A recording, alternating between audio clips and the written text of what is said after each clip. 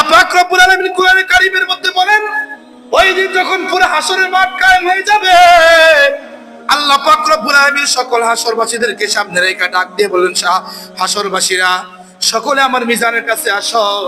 সকলের নেক আমলগুলোকে ওজন করা হবে, বদ আমলগুলোকে ওজন করা হবে।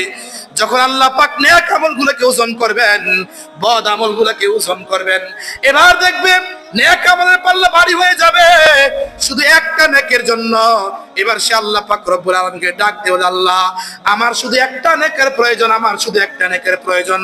আমি দুনিয়ার মধ্যে 20 বছর 30 বছর 35 40 বছর বিদেশ করেছি আমার মার জন্য, আমার বাবার জন্য, আমার স্ত্রীর জন্য। আজ মালিক একটা নেকের প্রয়োজন, একটা নেকের প্রয়োজন।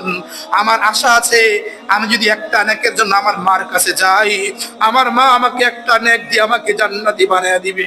আল্লাহ বলে, বান্দা দুনিয়ার মধ্যে মা চিনো নাই, বাপ চিনো নাই, আল্লাহ চিনো নাই, রাসূল চিনো নাই, খোদা চিনো নাই। আজ তোমাকে আমি সুযোগ দিলাম, তুমি একটা নেকের জন্য যাও, আমার কাছে যাও।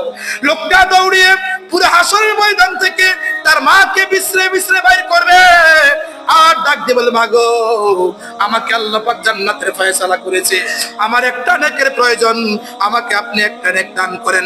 মা বলবে, সন্তান কাযাবতা, তুমি মিথ্যা বলেছো।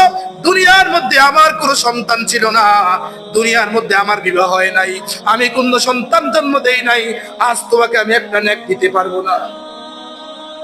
সন্তান নিরাশ হয়ে এবার দৌড়িয়ে বাবার কাছে গিয়ে, বাবা গো আল্লাহ পাক আমার জন্য জান্নাতের ফয়সালা করেছে, আমি জান্নাতের মধ্যে যাব, আমার একটা নেকের প্রয়োজন, আপনি আমাকে দিবেন কিনা? বাপ বলবে, কাযাবতাল ওয়ালাদি, হে সন্তান তুই মিথ্যা বলেছ, দুনিয়ার মধ্যে আমি বিবাহ করি নাই, আমার কোনো সন্তান হয় নাই, আজ তোমাকে আমি একটা নেক দিতে পারবো না। এরপর সে নিরাশ হয়ে সন্তানের কাছে যাবে। সন্তানরা বললে, দুনিয়ার মধ্যে কোনো বাবা ছিল না, মা ছিল না, সর্বশেষ যে স্ত্রীর জন্য সে তার জীবনটা কাটিয়ে দিয়েছে, কলিজার টুকরা স্ত্রীর কাছে গিয়ে বলে, স্ত্রী রে সকাল থেকে সন্ধ্যা পর্যন্ত, সন্ধ্যা থেকে সকাল পর্যন্ত রাস্তাঘাটে কাজ করেছি তোমার জন্য, আজ আল্লাহ পাক আমার জন্য জান্নাতের ফয়সালা করেছে, তুমি আমাকে একটা নেক দাও। স্ত্রী বলবে, কাযাবতা সাউদ, মিথ্যা বলছো, সরে যাও, আমার চোখের সামনে সরে যাও, দুনিয়ার মধ্যে আমার কোনো বিবাহ হয় নাই, আমি কারো স্ত্রী ছিলাম না। এবার লোকটা নিরাশ হয়ে যখন আল্লাহ পাকের কাছে আসবে, আল্লাহ বলবে, তোমাকে একটা নেক বাবা দেয় নাই, মা দেয় নাই, ভাই দেয় নাই, বোন দেয় নাই, বন্ধু দেয় নাই, আত্মীয়স্বজন দেয় নাই, সর্বশেষ আশার ভরসা করে স্ত্রীর কাছে গিয়েছিলা, স্ত্রীও তোমাকে একটা নেক দেয় নাই। এ বান্দারে, এক নেকের জন্য তুমি জাহান্নামে চলে যাও। যেই দুনিয়ার জন্য, যেই স্ত্রীর জন্য